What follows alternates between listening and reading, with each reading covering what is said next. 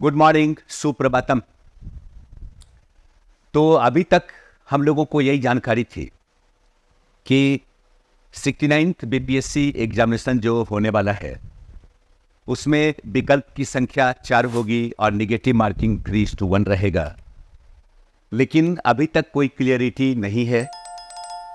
ज़्यादा चांस बनता है कि जैसा 68 पीटी के क्वेश्चन का पैटर्न था वैसा ही रहेगा, यानी विकल्प 5 होगा और निगेटिव मार्किंग 4:1 ही रहेगा। लेकिन फिर भी हम लोग प्रयास करेंगे दोनों ही स्तर पे क्वेश्चन को डालने के लिए एमसीक्यू में।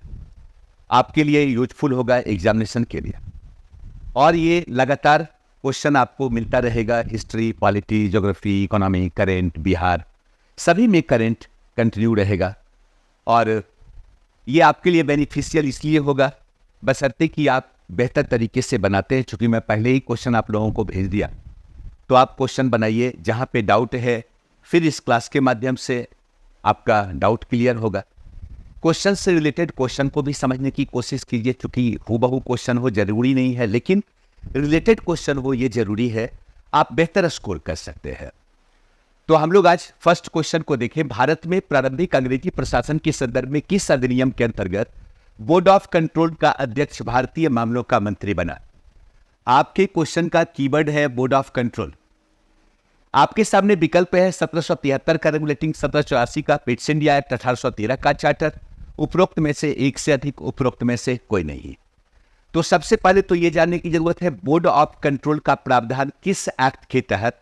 आप लोगों ने पढ़ा होगा 1784 का पिट्स इंडिया एक्ट। इस वक्त ब्रिटिश प्रधानमंत्री पिट्स द यंगर हुआ करता था, और आपको यह जानकारी होगी कि जब कंपनी स्थापित हुई तो कंपनी का जो एग्जीक्यूटिव बॉडी था, ऑर्गेनाइजेशन था, उसका नाम था board of directors. British government company की एक्टिविटी पर नियंत्रण स्थापित करने के लिए क्या करती है कि इस एक्ट के माध्यम से 6 कमिश्नरों का एक ऑर्गेनाइजेशन बनाती है, जिसका नाम क्या है, बोर्ड ऑफ कंट्रोल। कंपनी के जो भी राजनीतिक मामले होंगे, प्रशासनिक मामले होंगे, सैनिक, असैनिक या राजस्व संबंधी मामले, उसका तमाम दायित्व किसको दे दिया गया? बोर्ड ऑफ कंट्रोल को दे दिया गया। कहने का मतलब है इसी एक्ट के साथ शासन की दोहरी व्यवस्था की शुरुआत हो गई, और यह व्यवस्था कब तक चलती रही? 1858 तक चलती रही, जब board of directors, board of control को समाप्त कर दिया गया और उसके स्थान पर भारत सचिव और उसकी काउंसिल को स्थापित किया गया। समझ सकते? इसका मतलब है आपका आंसर क्या हो जाएगा? आपका आंसर हो जाएगा बी। ध्यान रखिएगा। नेक्स्ट क्वेश्चन देखते हैं हम लोग। अगला जो आपका प्रश्न है, निम्नलिखित में से किसने ब्रिटिश ईस्ट इंडिया कंपनी को मुगल सम्राट शाह आलम से बंगाल की दीवानी की सनद लेने की सलाह दी? अब थोड़ा गौर से देखिएगा। यहां पे आपके सामने विकल्प है मानिक चंद, अमीन चंद, राजा दौलत राम। उपरोक्त में से एक से अधिक, उपरोक्त में से कोई नहीं। सबसे पहले तो यह देखने की, जानने की कोशिश कीजिए बंगाल की दीवानी, ईस्ट इंडिया कंपनी को बंगाल की दीवानी कब मिली, किससे मिली? यह ध्यान रखिएगा कब? 1765। 1764 बक्सर का युद्ध। बक्सर युद्ध में आप देखते क्या है, मीर कासिम की भी हार होती है, मुगल शासक शाह आलम द्वितीय की भी हार होती है, अवध का नवाब शुजाउद्दौला की भी हार होती है। त्रिगुट की सेना पराजित होती है, और तब मुगल शासक और अवध का नवाब दोनों इलाहाबाद की संधि के लिए बाध्य हुआ। इलाहाबाद की संधि मुगल शासक के साथ भी, इलाहाबाद की संधि अवध के नवाब के साथ भी हुआ। मुगल शासक शाह आलम द्वितीय के साथ जो संधि हुई, उसी में ईस्ट इंडिया कंपनी को बंगाल की दीवानी का राइट मिल गया। यानी बंगाल से रेवेन्यू कलेक्ट करने का राइट किसको मिल गया? ईस्ट इंडिया कंपनी को मिल गया।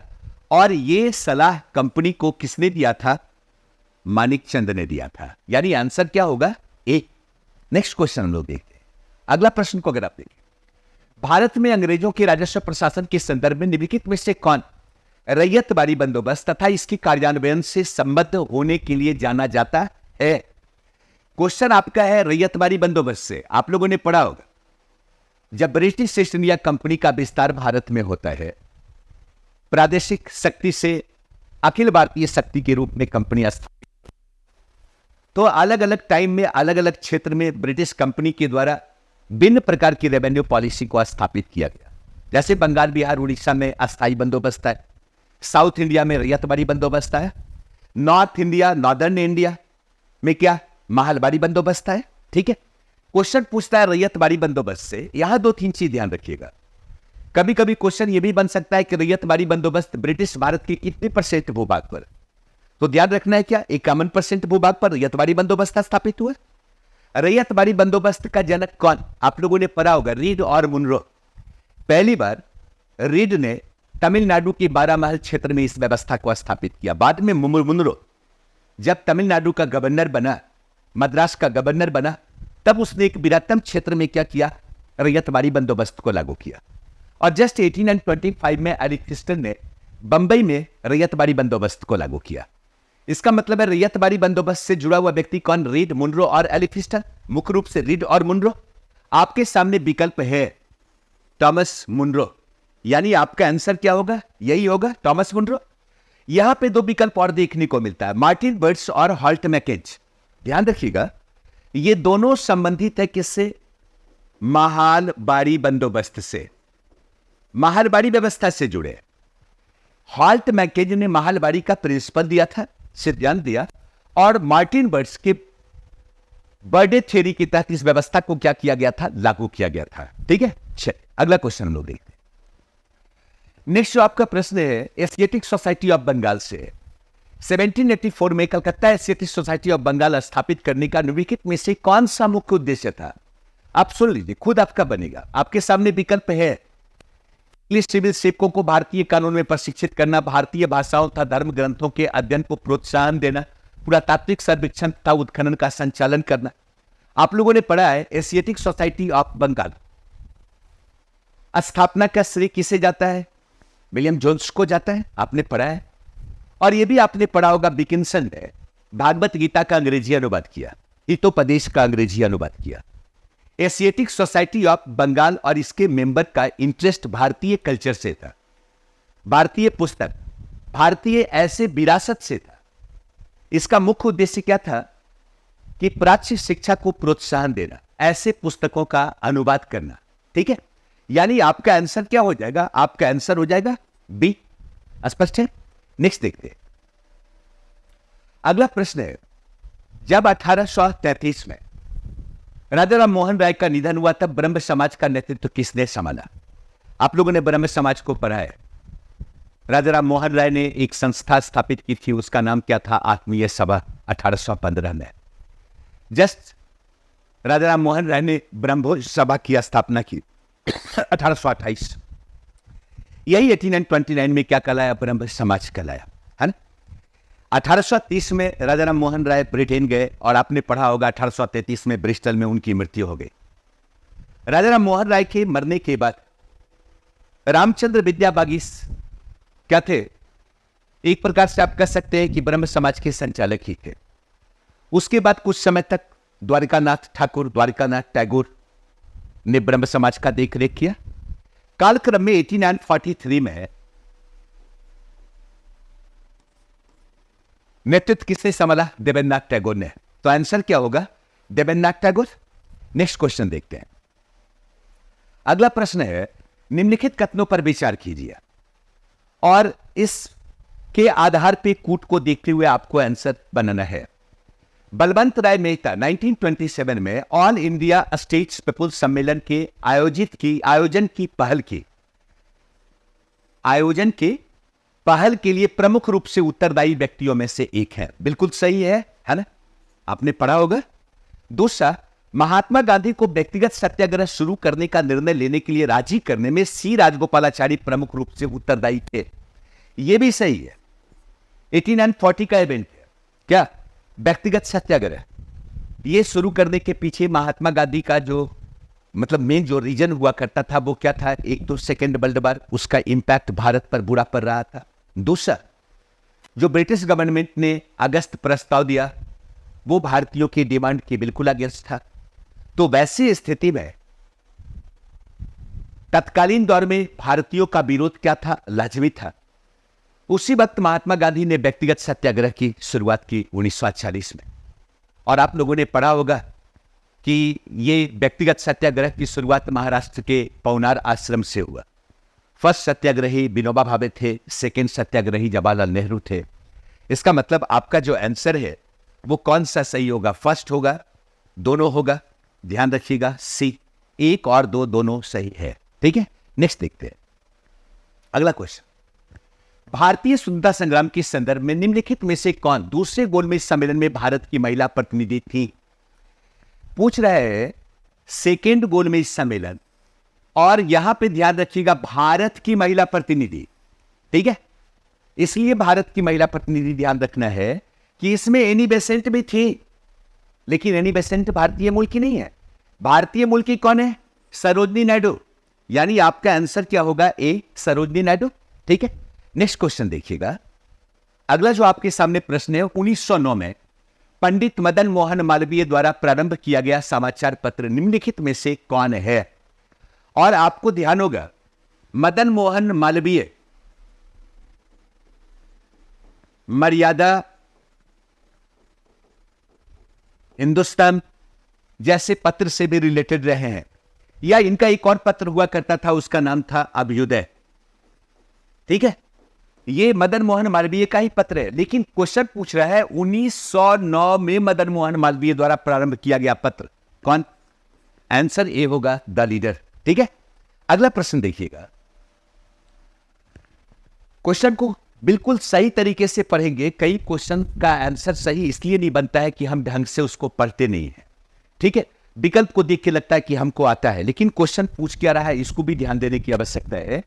निम्न में से किसने इंडिपेंडेंट लेबर पार्टी की स्थापना की?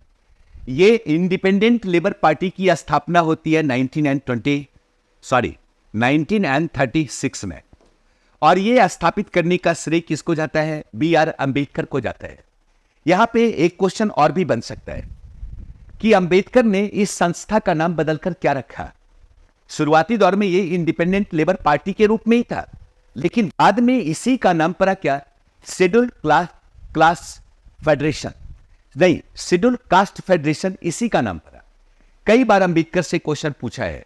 बहिष्कृत भारत, ये पत्रिका है किसकी? अंबेडकर की। डिप्रेस्ड क्लास एसोसिएशन, संस्था है किसकी? अंबेडकर की। चल अगला क्वेश्चन देखते हैं। नेक्स्ट क्वेश्चन आपका है, अप्रैल 1936 में कांग्रेस के लखनऊ सत्र में अखिल भारतीय किसान सभा की स्थापना के समय निम्न में से कौन शामिल थे? ये तो आपको पता होगा कि 1936 में लखनऊ में अखिल भारतीय किसान सभा का आयोजन हुआ था। किसकी अध्यक्षता में? स्वामी सहजानंद सरस्वती की अध्यक्षता में, है ना। क्वेश्चन नहीं पूछ रहा है किसकी अध्यक्षता, कौन शामिल थे। याद कीजिए, एनजी रंगा ये इसके महासचिव हुआ करते थे। आचार्य नरेंद्र देव भी क्या थे? शामिल हुआ करते थे। इसका मतलब आपका आंसर क्या हो जाएगा? डी, उपरोक्त में से एक से अधिक।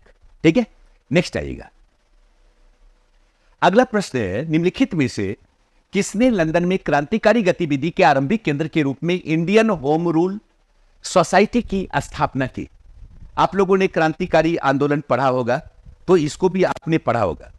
ये 1897 का इवेंट है। 1897 में यह संस्था स्थापित हुई। साथ ही साथ भारतीयों को रहने के लिए क्या, इंडिया हाउस की स्थापना भी हुई, है ना। इनका पत्र वंदे मातरम भी है। और अगर आपको कुछ ध्यान में होगा तो द इंडियन सोशलॉजिस्ट पत्र का भी संपादन किया किसने? श्यामजी कृष्ण वर्मा ने। तो इंडियन होम रूल सोसाइटी की स्थापना किसने? श्यामजी कृष्ण वर्मा ने। इन्होंने इंडिया हाउस भी क्या किया? स्थापित किया। ठीक है, और इन्होंने एक पत्र का प्रकाशन किया जिसका नाम क्या था? The Indian sociologist. याद रखिएगा। इसी संस्था के एक मेंबर थे मदन लाल धीगरा, आपने पढ़ा होगा, जिसने वहां पे करजन बाइली की हत्या कर दी। ठीक है, अगला क्वेश्चन देखते हैं। निम्न युग्मों पर विचार कीजिए। एक तरफ समाचार पत्र है, दूसरी तरफ संबंधित व्यक्ति है, और आप लोग जानते भी होंगे। याद कीजिए, इंडियन मिरर। इंडियन मिरर ये रिलेटेड है किससे? केशव चंद्र सेन, इसके संपादक थे, है ना। स्वदेश मित्रम, ये बिल्कुल सही है जी, सुब्रमण्यम अय्यर। सुधाकर गोपाल कृष्ण गोखले क्या है? सही है। यानी आंसर क्या हो जाएगा? आंसर हो जाएगा 2 और 3, आंसर हो जाएगा सी। ठीक है, नेक्स्ट क्वेश्चन देखते हैं हम लोग। अगले अगर प्रश्न को आप देखें, निम्नलिखित में से किसके विरुद्ध महात्मा गांधी का सत्याग्रह के लिए आह्वान उनका अखिल भारतीय संघर्ष के नेतृत्व का सर्वप्रथम प्रयास था? कहने का मतलब है, क्वेश्चन जो पूछ रहा है आप ध्यान दीजिएगा, महात्मा गांधी ने किसी एक इवेंट के अगेंस्ट सत्याग्रह का आह्वान किया था और बाद में धीरे धीरे क्या हुआ, अखिल भारतीय स्तर पर एक आंदोलन की शुरुआत हुई। क्या कहलाया? असहयोग आंदोलन, है ना? जब हम लोग असहयोग आंदोलन पढ़ते हैं तो असहयोग आंदोलन के लिए हम लोग आंतरिक कारण को भी पढ़ते हैं, बाह्य कारण को भी पढ़ते हैं। इसी को आप क्या कहते हैं? खिलाफत असहयोग आंदोलन कहते हैं। बाह्य कारण की बात करते हैं तो हम खिलाफत के मुद्दे की बात करते हैं। आंतरिक कारण की बात करते हैं तो फर्स्ट वर्ल्ड विश्व युद्ध जनित समस्याओं की हम बात करते हैं, 1919 के प्रावधान की हम बात करते हैं, रॉलेट एक्ट की बात करते हैं, जालियांवाला बाग हत्याकांड की बात करते हैं। लेकिन इसमें से कौन सा ऐसा इवेंट था जिसके लिए गांधी ने सत्याग्रह का आह्वान किया और बाद में धीरे धीरे क्या हुआ, वो एक आंदोलन का स्वरूप ग्रहण कर लिया? सर सिडनी रॉलेट की अध्यक्षता में एक आयोग का गठन किया गया था। कब? 1917 में। क्यों? भारत में क्रांतिकारी गतिविधि का कितना डेवलपमेंट हुआ है उसकी समीक्षा के लिए, और इस क्रांतिकारी गतिविधि पर कैसे नियंत्रण रखा जाए, इसके लिए वो आयोग क्या करेगा? सुझाव देगी। और इसी क्रम में क्या आया? रॉलेट एक्ट आया, जिसे भारतीय राष्ट्रवादियों ने काले कानून की संज्ञा दी। कुछ ने कहा कि रॉलेट एक्ट क्या है? बिना वकील, बिना दलील, ठीक है, इसके बगैर क्या है? कानून है, बगैर वकील का, बगैर दलील का, बगैर गवाह का कानून। कहा गया था, इसमें यह प्रावधान था कि ब्रिटिश हुकूमत संशय के आधार पर बगैर वारंट जारी किए हुए किसी को भी अरेस्ट कर सकती है। इसी के अगेंस्ट महात्मा गांधी ने विरोध का आह्वान किया था। यानी आपका आंसर क्या हो जाएगा? बी। नेक्स्ट क्वेश्चन अगर आप देखेंगे, मार्च 1925 में निम्नलिखित में से किसको केंद्रीय लेजिस्लेटिव असेंबली का अध्यक्ष चुना गया? याद कीजिए, सीआर दास, मोतीलाल नेहरू, ये दोनों की संबद्धता स्वराज पार्टी से है ना? इसमें एक और मेंबर हुआ करते थे, विठल भाई पटेल, उनकी संबद्धता भी स्वराज पार्टी से ही थी। मदन मोहन मालवीय की का संबंध यहां पे है नहीं। इसका मतलब है कि एक्चुअल विकल्प जो होना चाहिए था वो क्या होना चाहिए था? विठल भाई पटेल। इन्हें 1925 में केंद्रीय लेजिस्लेटिव असेंबली का अध्यक्ष चुना गया था। यानी आंसर क्या हो जाएगा? उपरोक्त में से कोई नहीं, ए। अगला क्वेश्चन देखिएगा। नेक्स्ट जो आपका प्रश्न है, भारतीय स्वतंत्रता संग्राम के काल के संदर्भ में इंडियन स्टैट्यूटरी कमीशन को आमतौर पर किस नाम से जाना जाता है? आपने इवेंट को पढ़ा है, याद कीजिए 1919 के एक्ट को आपने पढ़ा था। 1919 के एक्ट के प्रावधान, उसकी सफलता असफलता की समीक्षा के लिए पहले यह विचार दिया गया था कि 10 वर्ष के बाद इसकी समीक्षा की जाएगी। इसका मतलब है कि 1919 के एक्ट के प्रावधान की समीक्षा कब होनी थी? 1929 में। लेकिन 1929 में ब्रिटेन में आम चुनाव होने वाला था, इसीलिए 1927 में एक आयोग का गठन किया गया। क्या? Simon commission. यह 7 सदस्यीय आयोग हुआ करता था जिसका भारत आगमन हुआ, यद्यपि भारतीयों ने इसका विरोध किया। चूंकि भारत के संविधान पर बात करने वाला यह आयोग, उसमें एक भी भारतीय नहीं थे। इसका मतलब आपका आंसर क्या हो जाएगा? सी, साइमन कमीशन। नेक्स्ट देखा जाए, अगला क्वेश्चन देखिएगा। निम्नलिखित महान विभूतियों पर विचार कीजिए। बी आर अंबेडकर, टी प्रकाशन, मदन मोहन मालवीय, उपरोक्त में से कौन पूना पैक्ट से संबंधित है? आप लोगों ने पूना पैक्ट को पढ़ा होगा। अगर आपने पूना पैक्ट को पढ़ा होगा, ये 24 सितंबर 1932 की घटना है और ये पूना पैक्ट रैमजे मैकडोनाल्ड का कम्युनल अवार्ड के अगेंस्ट था, जिसमें ब्रिटिश ने भारतीय राष्ट्रवाद को कमजोर करने की साजिश की थी। दलितों के लिए क्या? पृथक निर्वाचन मंडल की व्यवस्था। महात्मा गांधी ने यरबदा जेल से ही आमरण अनशन की घोषणा कर दी, आपने सुना होगा। कई ऐसे राष्ट्रवादी नेता थे जिन्होंने अंबेडकर से बातचीत की, महात्मा गांधी से बात करवाने के लिए उन्हें प्रिपेयर करवाया।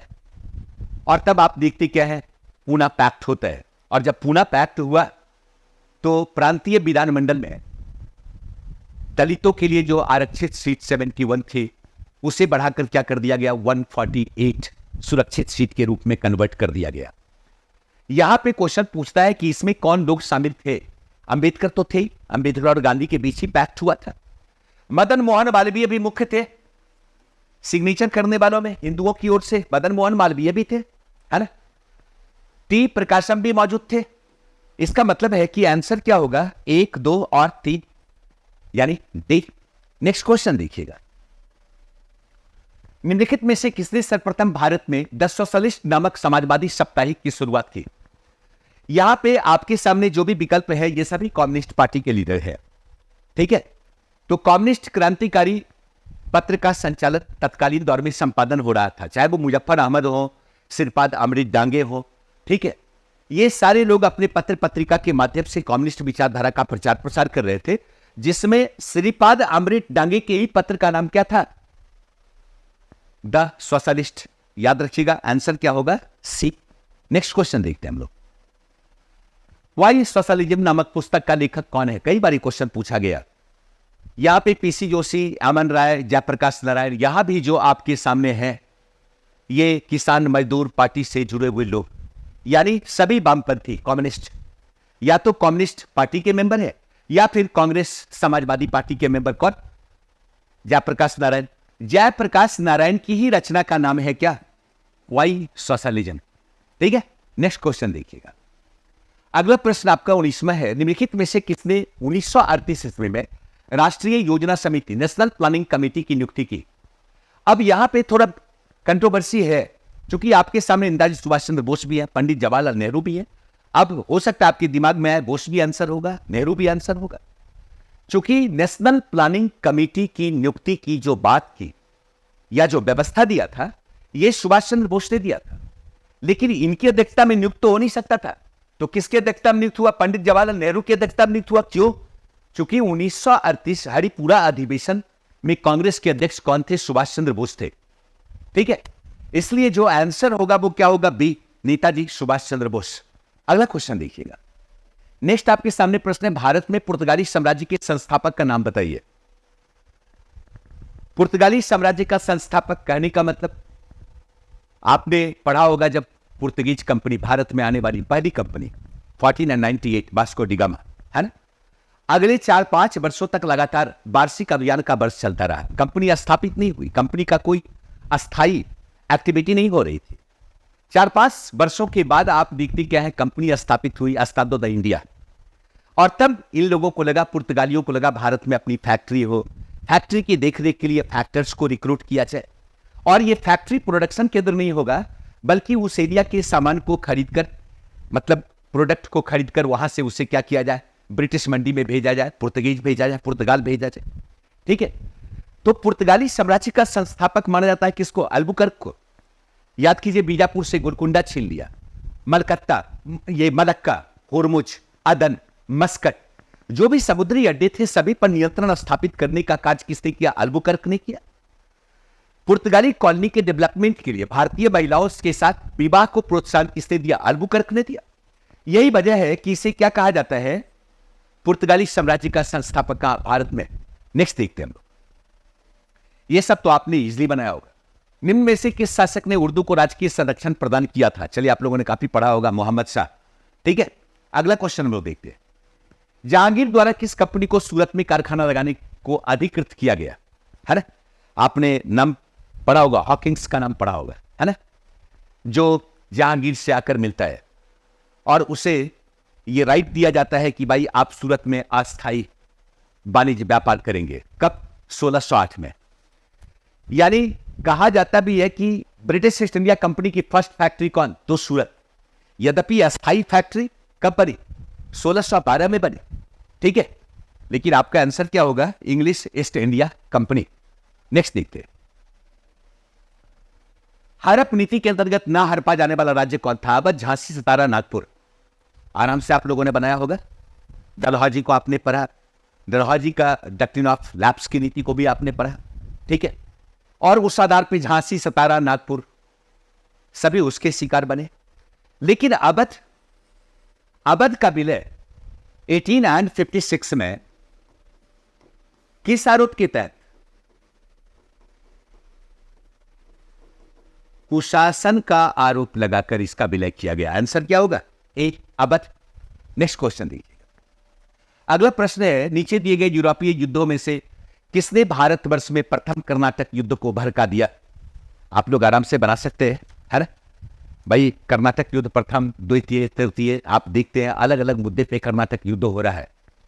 लेकिन यहाँ पे ध्यान रखना है, क्योंकि भारत में दोनों प्रतिद्वंदी कंपनी है, मतलब कि ईस्ट इंडिया कंपनी भी और दूसरा कौन, फ्रांसीसी कंपनी भी। चूंकि ये युद्ध कर्नाटक में हुआ, इसलिए इसको हम कर्नाटक युद्ध भी कहते हैं, इसे एंग्लो फ्रेंच वार भी कहते हैं। ऑस्ट्रिया के उत्तराधिकार के मुद्दे पे ब्रिटेन और फ्रांस दोनों आमने सामने थे, तो भारत में भी ब्रिटिश और फ्रांसीसी कंपनी आपस में क्या करती है, संघर्ष करती है। और इस संघर्ष में आपने देखा होगा क्या, ब्रिटिश भी पराजित होते हैं, कर्नाटक का नवाब भी पराजित होता है, अकबरुद्दीन। युद्ध सेंट थॉमे युद्ध के नाम से भी जाना जाता है, इसे डुप्ली का युद्ध भी कहा जाता है। इसका मतलब आंसर क्या होगा, बी, ऑस्ट्रिया का उत्तराधिकार का युद्ध। ठीक है, नेक्स्ट क्वेश्चन देखिएगा। अगला जो प्रश्न है, वर्नाकुलर प्रेस अधिनियम किस वर्ष पारित किया गया?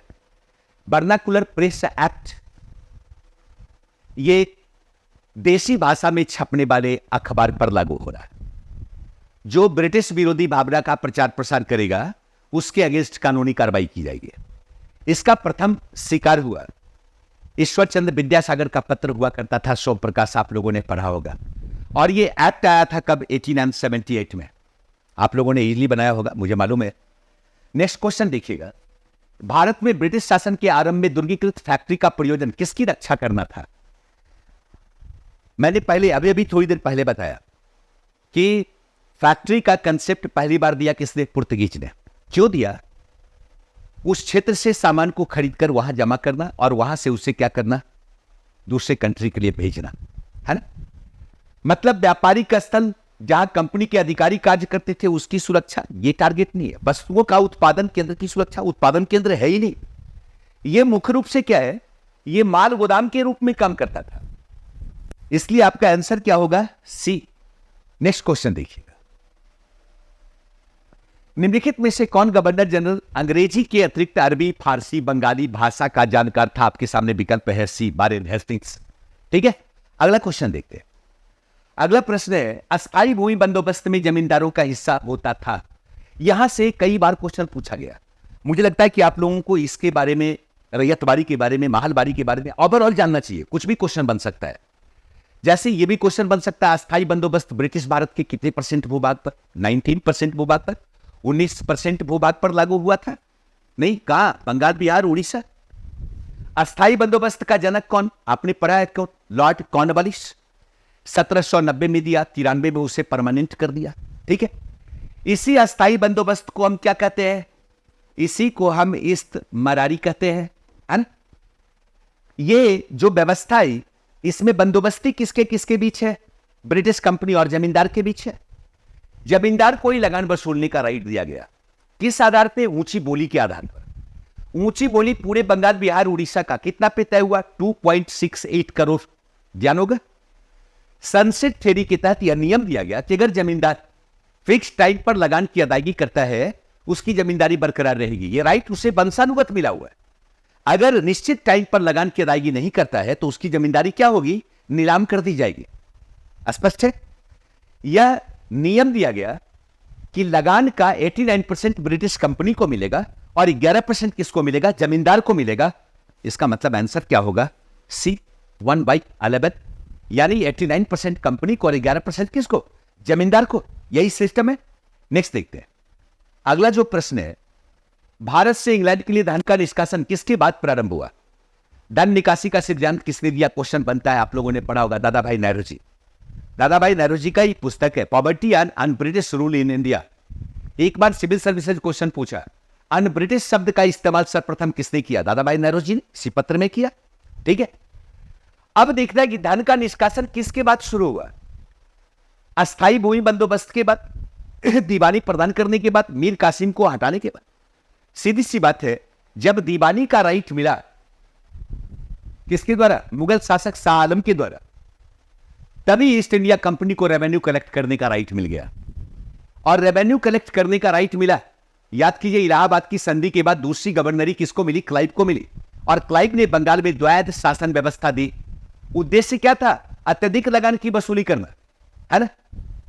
दूसरी बात, वारेन हेस्टिंग्स का आगमन हुआ, द्वैध व्यवस्था को उसने समाप्त कर दिया, डायरेक्ट लगान की वसूली शुरू की, ऊंची बोली के आधार पर अधिकतम लगान की वसूली करना उसका भी उद्देश्य था। उसके अगेंस्ट ब्रिटिश पार्लियामेंट में आलोचना भी हुई कि वारेन हेस्टिंग्स ने बंगाल को बूचर खाना बना दिया। इसका मतलब क्या है? अत्यधिक लगान की वसूली उसने की होगी। इसका मतलब है कि इस प्रकार से धन की उगाही शुरू हो गई दीवानी राइट के बाद ही। ठीक है, आंसर क्या होगा बी। नेक्स्ट क्वेश्चन देखिए, निम्नलिखित में से किसने वॉइस ऑफ इंडिया नामक समाचार पत्र को प्रारंभ किया? आपको पढ़ा हुआ ही होगा, दादाभाई नौरोजी, है ना। अगला क्वेश्चन देखिएगा, निम्नलिखित में से कौन ताम्रलिप्ति जातीय सरकार का, जो भारत छोड़ो आंदोलन के दौरान तामलुक में राष्ट्रवादियों द्वारा स्थापित एक समानांतर सरकार थी, इसका सर्वोच्च नेता था? यह 1942 का इवेंट है, जब भारत के कई हिस्सों पर समानांतर पैरेलल गवर्नमेंट की स्थापना हो गई। उसी दौरान मिदनापुर के पास तामलिक, यहां भी क्या हुआ? पैरेलल गवर्नमेंट स्थापित हुआ। इससे जुड़ी हुई नेता मातंगनी हजारा भी है, जिनको गोली लगी, उनकी मृत्यु हो गई। लेकिन इस पूरे एक्टिविटी का जो मेन लीडर हुआ करता था, उसका नाम क्या था? सतीश सामंत। इसलिए आपका आंसर क्या होगा? आपका आंसर हो जाएगा सी, सतीश सामंत। नेक्स्ट क्वेश्चन देखते हैं, निम्नलिखित में से किसने 1893-94 में न्यू लैम्प फॉर ओल्ड नाम से लिखी गई लेख श्रृंखला उदारवादी राजनीति की क्रमबद्ध आलोचना की? आप लोगों ने नाम सुना होगा, किसका? अरविंद घोष का। क्रांतिकारी मूवमेंट से संबंधित है, नहीं, उग्रवादी आंदोलन से संबंधित है। बाद में राजनीति से अरविंद घोष ने संन्यास ले लिया और पांडिचेरी में एरोबिल आश्रम की स्थापना की। आप लोगों ने पढ़ा होगा। इंदु प्रकाश लेख श्रृंखला का ये लेख है, न्यू लैम्प फॉर ओल्ड। इसी लेख के जरिए उदारवादी राजनीति की क्रमबद्ध आलोचना किसने की? अरविंद घोष ने की। यहां आपका विकल्प है नहीं, तो आंसर क्या हो जाएगा? उपरोक्त में से कोई नहीं। नेक्स्ट क्वेश्चन देखिएगा, अगला क्वेश्चन आपका है, राष्ट्रीय आंदोलन के दौरान निम्नलिखित में से किस एक अधिवेशन में कांग्रेस ने मूल अधिकार तथा आर्थिक नीति पर संकल्प, आर्थिक नीति पर विचार दिया? आप लोगों ने कई बार पढ़ा होगा। 1931 अध्यक्षता किया था कांग्रेस का पटेल ने। कहां हुआ था? कराची में। इसी में मूल अधिकार पर प्रस्ताव जारी किया गया, आर्थिक नीति का प्रस्ताव जारी किया गया। नेक्स्ट क्वेश्चन देखते हैं, अगला प्रश्न है, भारत के स्वतंत्रता संघर्ष के दौरान निम्नलिखित में से कौन मेरठ षड्यंत्र केस के कैदियों का बचाव करने के लिए, कैदियों को बचाने के लिए आगे आया था? यह मेरठ षड्यंत्र केस से रिलेटेड मुद्दा है, ठीक है। और मेरठ षड्यंत्र केस ये कम्युनिस्ट नेताओं के अगेंस्ट था, जिसमें मुख्य रूप से देखा जाए तो जवाहरलाल नेहरू भी थे और आपको कौन? एम ए अंसारी थे। इसमें विकल्प नहीं है, अंसारी भी थे और एमसी छागला भी थे बचाव पक्ष के वकील के रूप में। तो आंसर आपका 1 और 4, यानी आंसर आपका क्या हो जाएगा? सी। नेक्स्ट क्वेश्चन देखिएगा, निम्नलिखित युग्मों में से कौन एक सही सुमेलित है? गणेश दामोदर सावरकर, विनायक दामोदर सावरकर, गणेश दामोदर सावरकर की संबद्धता क्रांतिकारी आंदोलन से, और इन्होंने जिस संस्था की स्थापना की थी उसका नाम क्या था? उसका नाम था अभिनव भारत। यह पहले मित्र मेला के नाम से शुरू हुआ, बाद में मेजनी के यंग इटली के तर्ज पर उन्होंने इस संस्था का नामकरण किया, क्या? अभिनव भारत। पढ़े होंगे। इसका मतलब है कि यह गलत है ना। सरदार अजीत सिंह ने एक संस्था बनाई थी जिसका नाम क्या था? भारत माता सोसाइटी। ये क्या है? सही है, भगत सिंह के चाचा थे ये। GS Arundale, Hindustan socialist republican party, नहीं, हिंदुस्तान सोशलिस्ट रिपब्लिकन पार्टी, ये चंद्रशेखर आजाद इसके फाउंडर हुआ करते थे। भूपेंद्र नाथ दत्त, अवनिंद्र घोष, इनकी संस्था का नाम क्या था? अभिनव भारत नहीं था, अनुशीलन समिति था, बंगाल में। इसका मतलब ये भी गलत है, ए भी गलत है, सी भी गलत है, एकमात्र सही है कौन? बी। तो आपका आंसर क्या हो जाएगा? बी। अगला क्वेश्चन देखते हैं। नेक्स्ट जो आपका प्रश्न है, निम्नलिखित कथनों पर विचार कीजिए। नवंबर 1930 में हुई प्रथम गोलमेज कांग्रेस कॉन्फ्रेंस में कांग्रेस का कोई प्रतिनिधि शामिल नहीं था। बिल्कुल सही है। सितंबर दिसंबर 1931 में हुई द्वितीय गोलमेज कांग्रेस कॉन्फ्रेंस में महात्मा गांधी कांग्रेस के एकमात्र चुने गए प्रतिनिधि के रूप में शामिल हुए। इसका मतलब है कि दोनों सही है, एक और दो। नेक्स्ट क्वेश्चन देखिएगा, गदर आंदोलन के संदर्भ में लिखित कथनों पर विचार कीजिए। 1913 में गदर पार्टी की स्थापना का सैन फ्रांसिस्को, आपने लाला हरदयाल का नाम सुना होगा, है ना। और गदर पार्टी की स्थापना हुई, गदर पत्रिका का संपादन भी शुरू हो गया, है ना। लिखता है गदर समाचार पत्र का पहला अंक गुरुमुखी लिपि में प्रकाशित हुआ, नहीं, पहला अंक उर्दू में प्रकाशित हुआ, तब दूसरा अंक गुरुमुखी में, और आगे बंगला, गुजराती, हिंदी 9 भाषाओं में प्रकाशन हुआ। इसका मतलब है यह गलत है। दूसरा, आंदोलन के आयोजकों ने सिख सिपाहियों से अंग्रेजों के विरुद्ध बगावत करने को कहा। आपने पढ़ा होगा कि गदर आंदोलनकारियों का उद्देश्य था अपने तमाम अप्रवासी भारतीयों को एकत्रित करना, भारत में आकर आंदोलन की शुरुआत करना, गोरिल्ला युद्ध के माध्यम से ब्रिटिश को भारत से निकालना। उस दौरान सिख सिपाहियों से भी उन्होंने मदद की अपील की। इसका मतलब है कि यह विकल्प जो है आपका सही है। गदर आंदोलन का नारा सत श्री अकाल था।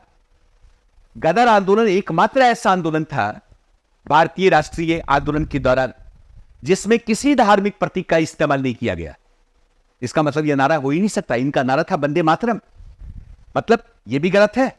तो आपका आंसर क्या हो जाएगा? बी, केवल 2। नेक्स्ट क्वेश्चन देखते हैं। चल, योशांग मेई थाबा, यह एक त्योहार है। अब आप लोगों को बताना है कि इसमें किस संत से रिलेटेड है, ठीक है। ये योशांग त्योहार, आप ऐसे सोचिए कि ये त्योहार हमारे नॉर्थ इंडिया में जो होली होता है उसी होली की तरह है, ठीक है। ये मुख्य रूप से बसंत ऋतु की शुरुआत में फरवरी मार्च महीने में शुरू होता है। ये 5 दिवसीय त्योहार है, बिल्कुल होली की तरह, जिसमें पूजा पाठ भी होता है, भजन कीर्तन भी होता है। जैसे होली से पहले हमारे यहां अगजा होता है, होली का दहन होता है। ये लोग क्या करते हैं कि बिल्कुल अस्थायी झोपड़ी का निर्माण करते हैं, उसमें आग लगाते हैं, ठीक है। उसी रूप में ये भी आयोजित करते हैं। चैतन्य महाप्रभु की पूजा भी करते हैं, ठीक है। कहां से जुड़ा हुआ है? मणिपुर से जुड़ा हुआ है। आपका आंसर क्या होगा? ए। नेक्स्ट देखते हैं। मैत्री छात्रवृत्ति नामक पहल की घोषणा किस देश ने की है? आपके सामने विकल्प है यूएस, बांग्लादेश, जापान। उपरोक्त में से एक से अधिक और कोई नहीं। आपको सोचना है किसने शुरू किया। आपने पढ़ा होगा एंथनी अल्बानीज, ये ऑस्ट्रेलिया का पीएम है।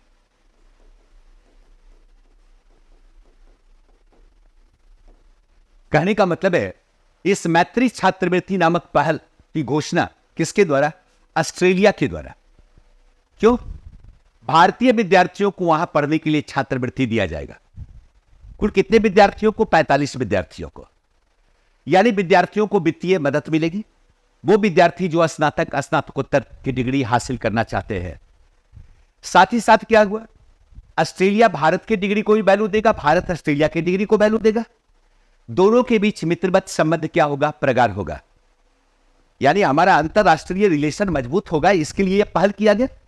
यानी यहां पे ऑस्ट्रेलिया है नहीं, तो आंसर क्या हो जाएगा? ई। नेक्स्ट देखते हैं। बसोली चित्रकला को जीआई टैग दिया गया है, किस राज्य या यूटी से रिलेटेड है? बसोली चित्रकला मुख्य रूप से मुगल चित्रकला, आपका पहाड़ी चित्रकला का क्या है? एक प्रकार से सम्मेलन है ये, ठीक है। इसमें हिंदू परंपरा से संबंधित चित्र बनाए जाते हैं, जिसकी संबद्धता हिंदू मुगल पहाड़ी चित्रकला शैली से है। जिसका सब्जेक्ट मैटर क्या है? रामायण, महाभारत, गीत गोविंद, उससे रिलेटेड कहानियों का चित्रांकन, या दशावतार का चित्र बनाना, विष्णु के दशावतार, कृष्ण का चित्र, विष्णु का चित्र, ठीक है। ये रिलेटेड है जम्मू और कश्मीर से। यहां पे आपका विकल्प जम्मू कश्मीर नहीं है, तो आंसर क्या हो जाएगा? ई। नेक्स्ट क्वेश्चन देखते हैं। विश्व पुस्तक दिवस 2023 का थीम क्या है? विश्व पुस्तक दिवस का आयोजन कब होता है? 23 अप्रैल को होता है। इसका आयोजन होता है 23 अप्रैल को। ये डेट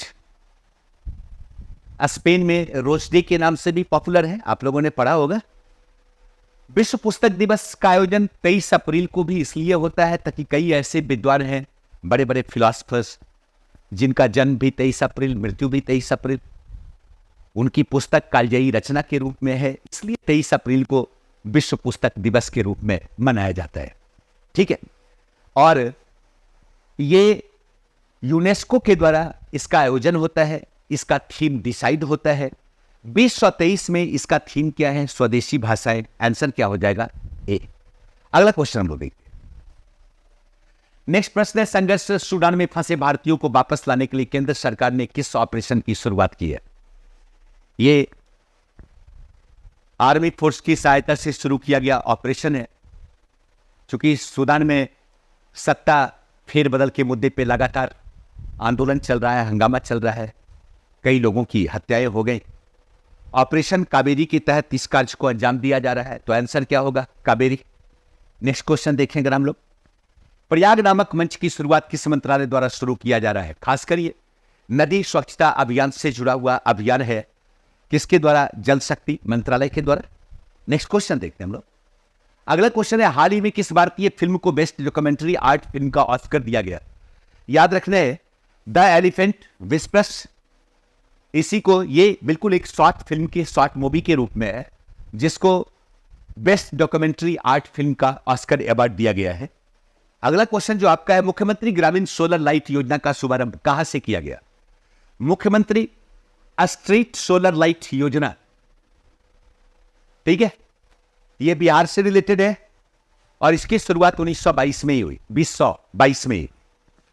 उद्देश्य क्या है? बिजली की बचत। उद्देश्य है गांव और शहर की क्या? सिक्योरिटी। हर एक वार्ड में 10 सोलर लाइट लगाना, गांव की गलियों में सोलर लाइट लगाना, गांव का निकास जिस जगह से होता है वहां सोलर लाइट लगाना। ठीक है, और इसकी शुरुआत कहां से की गई? इसकी शुरुआत की गई थी पटना से। यहां पे विकल्प है रे, यानी आपका आंसर होता क्या? पटना, लेकिन यहां पे नहीं है, तो आंसर क्या हो जाएगा? ये हो जाए। नेक्स्ट क्वेश्चन देखते हैं। अगला क्वेश्चन है, बिहार के किस जिले में भारत तिब्बत विचार अध्ययन केंद्र बनाया जाएगा? भारत तिब्बत विचार केंद्र अध्ययन केंद्र बनाया जाएगा। लागत है 2000 करोड़ का। ठीक है, और इसका जो कार्यान्वयन होगा वो कहां होगा? बोध गया में होगा। आंसर हो जाएगा ए। चूंकि महात्मा बुद्ध की एक्टिविटी का मेन सेंटर रहा बिहार। तिब्बत में भी क्या है? बौद्ध धर्म का प्रचार प्रसार। इसमें शिरकत कौन करेंगे? दलाई लामा करेंगे। ठीक है, सांस्कृतिक आदान प्रदान, विरासत का डेवलपमेंट, और क्या है? पुस्तकों के अध्ययन की प्रवृत्ति में इजाफा। यही इसका मुख्य रूप से क्या है? थीम है। नेक्स्ट क्वेश्चन देखिएगा। बिहार के किस जिले में FSSAI की राष्ट्रीय खाद्य प्रयोगशाला का उद्घाटन किया गया? खाद्य नमूने की त्वरित जांच के लिए, खाद्य नमूने की सस्ती जांच के लिए यह भारत नेपाल द्विपक्षीय समझौते के तहत इसका उद्घाटन किया गया। कहां? पूर्वी चंपारण में। कहां किया गया? पूर्वी चंपारण में। कहां? रक्सौल। ठीक है, नेक्स्ट देखते हैं।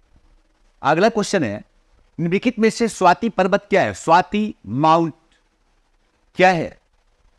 ये एक प्रकार का लोकेटिंग रडार है, काफी हल्का और कंपैक्ट। आप कह सकते हैं भारतीय सेना द्वारा विकसित क्या है? स्वदेशी रडार है। ये क्या करेगा? विभिन्न प्रकार के आर्म्स एम्युनिशन का क्या करेगा? ट्रैक करेगा। ठीक है, यानी आंसर क्या होगा? ए। नेक्स्ट क्वेश्चन देखते हैं हम लोग। अगला जो आपके सामने प्रश्न है, हाल ही में वैश्विक बौद्ध शिखर सम्मेलन का आयोजन कहां किया गया? राजस्थान, नई दिल्ली, बिहार। आपको पता होगा संस्कृति मंत्रालय के द्वारा इसका आयोजन हुआ और ये 2 दिवसीय आयोजन है, जिसका आयोजन कहां किया गया? नई दिल्ली में। यही आपका आंसर है। तो आप आंसर को मिला लेंगे और आपको लगभग क्लियर हो जाएगा आप कहां पे है। नेक्स्ट क्वेश्चन जो होगा वो आज शाम तक मैं फिर आप लोगों को पोस्ट कर दूंगा, आप बनाएंगे, उसका एक्सप्लेनेशन कल आपको मिलेगा, है ना। अगर इस तरह ये रेगुलर चलता रहा तो बहुत अच्छा खासा एरिया पे हम लोग कवर कर सकते हैं और बेहतर कर सकते हैं। और एक सूचना जो देनी थी चूँकि मेरे यहाँ नए बैच की शुरुआत हो रही है दृष्टिकोण IAS में 23 अगस्त से, और शाम को 4 से 7 3 दिनों के लिए सारे स्टूडेंट जो भी इंटरेस्टेड है सिविल सर्विसेज के लिए, BPSC के लिए, चूँकि अलग अलग बैच का आयोजन दोनों का होता है, दोनों क्लासेज अलग अलग चलते हैं, इंग्लिश मीडियम या हिंदी मीडियम का भी अलग अलग होता है। और 23, 24, 25 यानी आगे 3-4 दिनों का जो क्लास है बिल्कुल फ्री, आप सीधे आएंगे क्लास में, इंटर करेंगे और सीधे क्लास की शुरुआत करें, ताकि आपको समझने के बारे में पता चले भाई कि हमारे यहाँ टीचर कौन है, फैकल्टी कौन है, हम कैसे अच्छा कर सकते हैं। Thank you.